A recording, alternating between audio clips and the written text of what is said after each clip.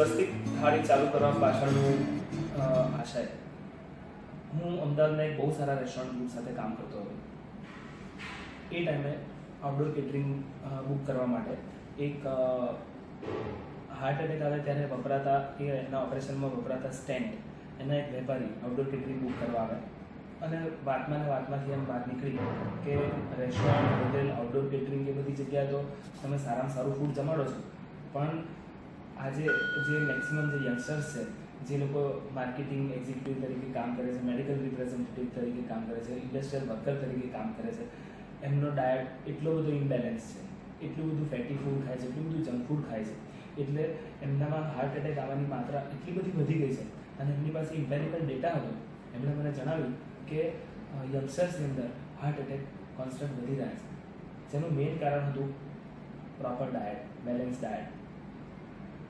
આ વસ્તુ મારા મગજમાં ક્યાંક ને ક્યાંક ચાલતી હતી. પછી તો મેં એક હોટલ ગ્રુપ જોઈન કર્યું. ત્યારે બી પાછળ તો હોટલની અંદર હોટલ ઓપરેશન્સ જોયા, બેકરી ડિવિઝન સંભાળ્યું, છતાં બી મગજની અંદર તો એક જ વસ્તુ ચાલતી હતી કે સમાજના નીચલા વર્ગને, બોટમ ઓફ ધ પિરામિડને આપણે કેમ સારું ના જમાડી શકાય. એટલે સારું ફૂડ એટલે હંમેશા મોંઘું જ હોવું જોઈએ કે સસ્તું હોય એટલે હંમેશા ખરાબ જ ક્વોલિટીનું હોય, એવું નથી. પણ સમહાવ મને એનું એ શોધી રહ્યો હતો કે કઈ રીતે એને આપણે અમલમાં મૂકી શકાય.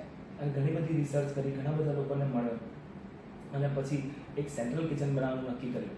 અને એમાં અમે લોકોએ બલ્કની અંદર બેલેન્સ ડાયટ, હાઇજિનિક ફૂડ, હાઇજિનિક એન્વાયરમેન્ટમાં અમે લોકોએ રોટી, સબ્જી, દાળ, ચાવલ, અચાર, સલાડ, પાપડ, કમ્પ્લીટ બેલેન્સ મીલ અમે લોકોએ બનાવવાનું શરૂ કર્યું, જેને આપણે સ્ક્વેર મીલ કહીએ છીએ. જે રોજે રોજ આપણે ગુજરાતી કે આપણા ઓવરઓલ ઇન્ડિયાની અંદર રોટલી, દાળ, ભાત, શાક એને સ્ક્વેર મીલ એ ખાઈએ છીએ, જેનાથી આપણને બેલેન્સ બધા જ ન્યુટ્રિશન્સ મળે છે અને આપણી એફિશિયન્સી વધે છે.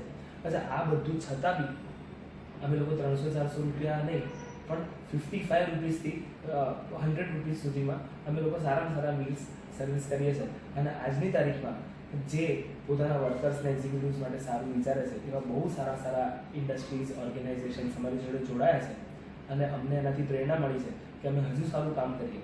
અને અમારું વિઝન છે કે આગળ જતાં 5 વર્ષની અંદર અમે આખા ગુજરાતની અંદર એવા સેન્ટ્રલ કિચન સ્થાપીએ કે એક બી વર્કર, એક બી એક્ઝિક્યુટિવ, એક બી મેડિકલ રિપ્રેઝેન્ટેટિવ કે એક બી ટેકનિશિયન બેલેન્સ ફૂડ વગર ના રહી જાય, એવો વિઝન છે.